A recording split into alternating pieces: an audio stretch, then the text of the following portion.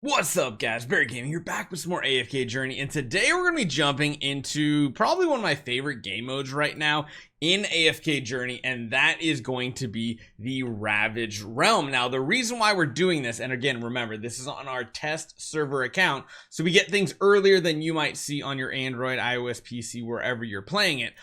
We have the Ravaged Realm, and we have finally unlocked the Ultimate Siege. Here comes the Ultimate Siege. Participate in the challenge to get on the ranking. Rewards will be issued based on your final ranking at the end of the Ultimate Siege phase. You will no longer receive daily ranking rewards, so that is something to remember. You no longer are going to get these ranking rewards. You're not going to get any more of the Grimstones daily. You're not going to get the Twilight Essence daily.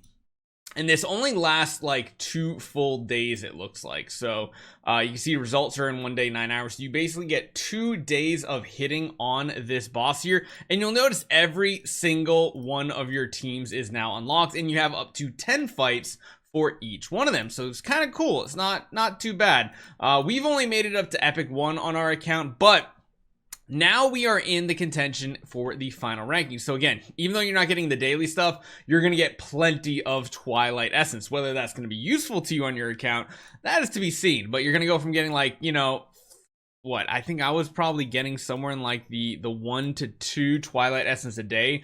The final rankings are going to be really good because not only that, you're getting 10 stellar crystals as well, which is going to be some insane amounts of rewards. Now, if you do manage to get in the top 100, of course, you're getting more of the Twilight Essence, you're getting more of the stellar crystals, but you're also starting to get some of the transmog items too. Those nice little cosmetics for your character.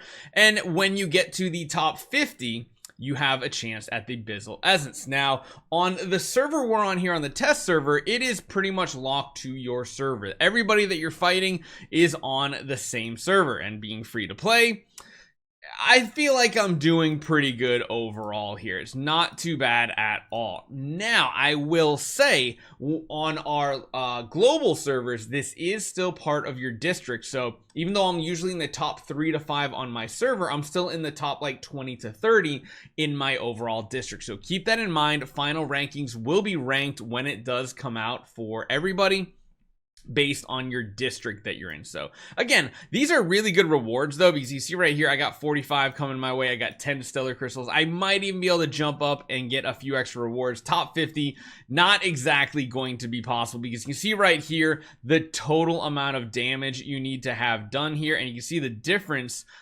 basically from where you are to where, like, say rank 100 is. And again, rank 100 is going to get those little extra rewards. The big one is that Abyssal Essence. This is going to take any exclusive item, exclusive equipment from a hero from level 20 directly to 25. That is a crazy amount of savings of Twilight Essence. Granted, you have to get them to 20 anyway, so for free to play, that's not exactly an easy strategy, and you need to pick smart heroes like Lily May or Taylene or something like that to be the one that you invest in. So when we jump into these battles, these are going to be the same old, same old. They're going to be the same thing that you're used to seeing. Funny enough, though, you'll notice that we only have 5 hero teams on the test server. I honestly don't think anybody got to endless on our server because of how early game we are and how many heroes you kind of need to make that happen here. So that's kind of intriguing. Beyond that, there's a lot of heroes I don't have. One of them that I've been dying to get a single copy of on this count is Ludovic, but I feel like we just keep whiffing, and I don't think we even have any summons to do even try to get it. We're still 14 away. Oh my gosh, he's not on the lineup. That would help. Granted, I haven't hit anybody just yet anyway, but it would help if I have the correct hero on here as well. So guys, make sure your lists are completely up to date. 17 more for another Scarlita. That'll be fun. But let's jump into some of these battles, because as you guys know, these can be kind of tricky, especially with the certain amount of downtime we have. I've personally, on an early game account, found that Blazing Spell has been working much better than Star Shard Spell on these single target bosses.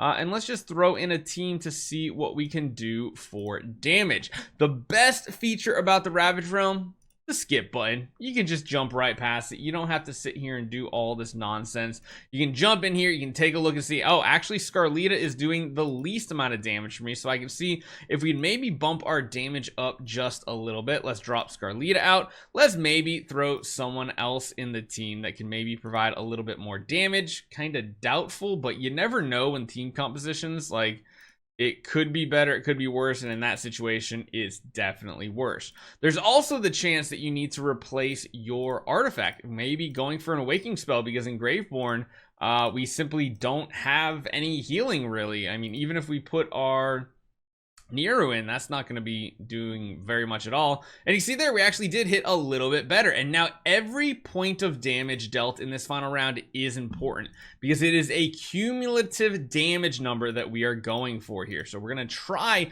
to get the best that we can, no matter the battle. So you can see here, we can jump into the next one. We can do a nice little skip.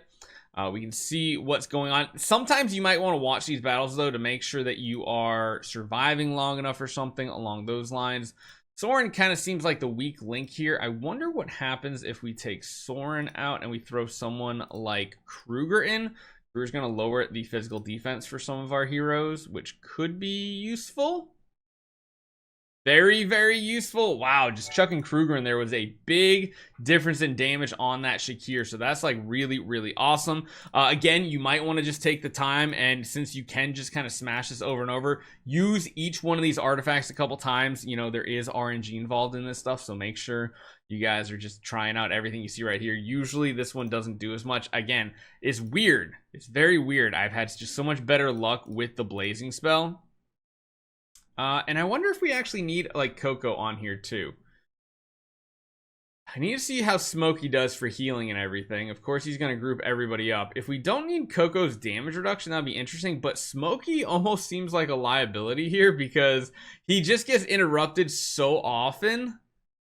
Smokey even doing anything for us? I guess he's probably going to get like an ultimate off here and there to get some healing. Yeah, that big burst healing is pretty important right there. But it does look like we are living through the end of the battle, which is good. And yeah, just continuing to try to tweak your teams and get better rankings. You can see right there, we've already gained like 9 rankings just by going back through our teams, not upgrading anything, and just seeing what works best here. So again, each one of these, you're probably better off watching one battle to see if your team is surviving enough. If they're surviving too much, you might be able to take a support hero out, throw another damage dealer in here. You can kind of see now that we got our Mythic plus Damien over here, he provides tons of AoE healing, so I don't necessarily know if we need our Haywin healing anymore.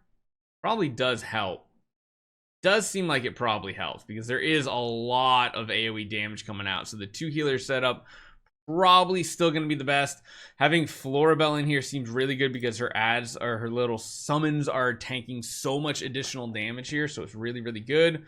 We did hit another new number that is good there, and as good as she is providing like the support heroes, it might be better just dropping her, because remember, we're not in season, and when we're not in season, that means she doesn't give that additional damage bonus that we are typically used to. And yeah, just chucking a different hero in like Arden, it does get us just a little bit extra damage here. So just tweaking these damage numbers up, tweaking these teams up. Sometimes not using the strongest hero on your account's best, because again, it's single target boss. But if Arden is in this situation where he's much stronger, then it's probably going to be the better play, even if it's just a little bit more damage. We're just slowly working our way up the ranks.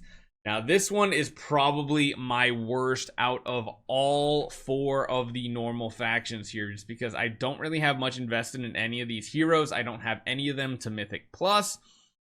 This is by far probably our weakest team. Corrin's at Mythic. Everybody else is at like Legendary or Legendary Plus.